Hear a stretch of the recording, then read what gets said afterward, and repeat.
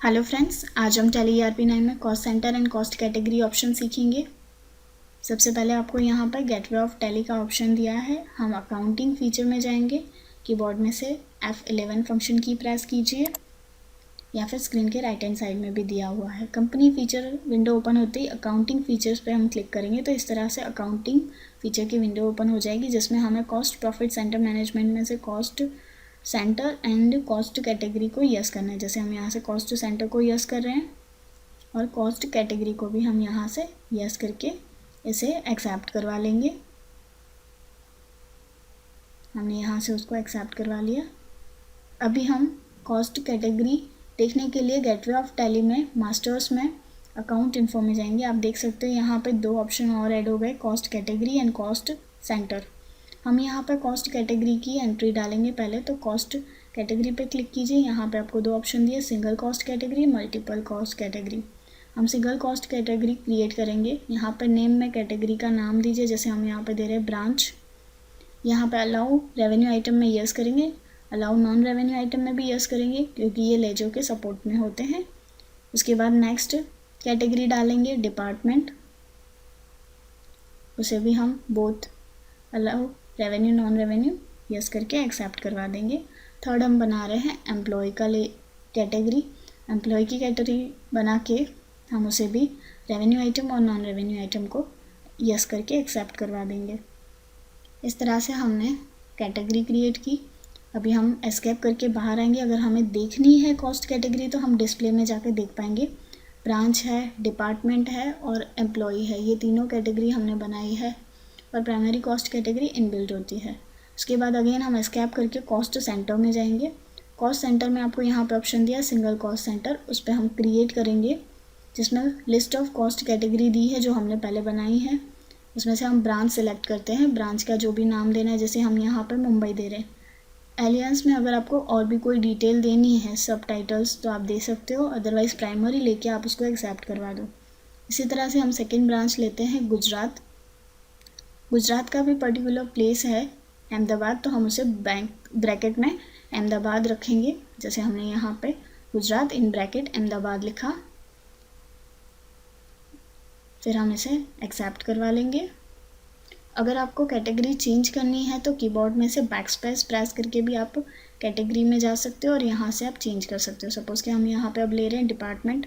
Name of department में first department है sales, तो हम सेल्स डिपार्टमेंट क्रिएट करके एक्सेप्ट करवा देंगे। उसी तरह से सेकंड डिपार्टमेंट है अकाउंट्स डिपार्टमेंट, तो हम यहाँ से अकाउंट्स डिपार्टमेंट भी लिख के एक्सेप्ट करवा देंगे। इस तरह से हमारे डिपार्टमेंट क्रिएट हो गए। अभी हम एम्प्लॉय बनाएंगे। एम्प्लॉय की कैटेगरी में हम डालेंगे employ name mister R.K. Sharma और प्राइमरी करके एक्सेप्ट करवा देंगे। उसी तरह से नेक्स्ट नेम हम लिखेंगे मिस्टर मेहता और इसको भी प्राइमरी करके एक्सेप्ट करवा देंगे। अभी हम एस्केप करेंगे। आप देख सकते हो हमने यहाँ से कॉस्ट सेंटर बनाए और एम्प्लॉयज़ डिपार्टमेंट डिटेल भी बने। अभी हम एस्केप करके गेटवे ऑफ टैली में आएंगे। अकाउंटिंग ट्रांजेक्शन में हम पेमेंट वाउचर लेंगे। ये पेमेंट वाउचर ओपन ही है। अगर आपको ओपन करना है तो हम कीबोर्ड में से फंक्शन की F5 प्रेस करके पेमेंट वाउचर ओपन कर सकते हैं। अभी हम लेजर क्रिएट करेंगे सैलरी का। कीबोर्ड में से डायरेक्ट अल्टर C करके हम लेजर क्रिएट कर सकते हैं। हमने यहाँ सैलरी का लेजर क्रिएट किया, अंडर ग्रुप इनडायरेक्ट एक्सपेंस, और सारी डिटेल को हम यहाँ से एक्सेप्ट करवा देंगे। कॉस्ट सेंटर एप्लीकेबल भी हम यस करवाएंगे।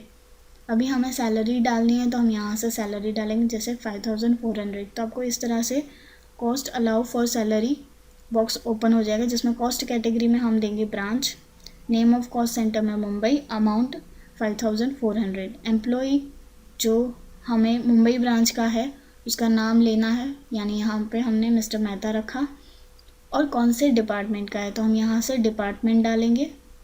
सपोज़ कि ये है अकाउंट्स डिपार्टमेंट का, हमने अकाउंट्स डिपार्टमेंट डाला और अभी हम उसको एक्सेप्ट करवा देंगे।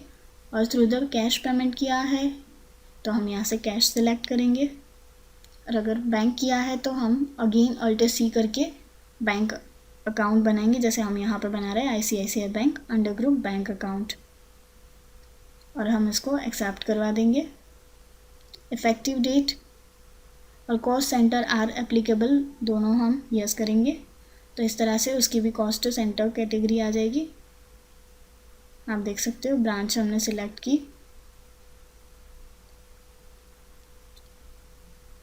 हमारी जो ब्रांच थी वो मुंबई थी, तो हम यहाँ से बैंक में भी ब्रांच में मुंबई ब्रांच ले लेंगे और यहाँ से सैलरी चेक थ्रू पेमेंट किया है उससे पेमेंट करके एक्सेप्ट करवा देंगे। तो इस तरह से हम पेमेंट कर सकते हैं।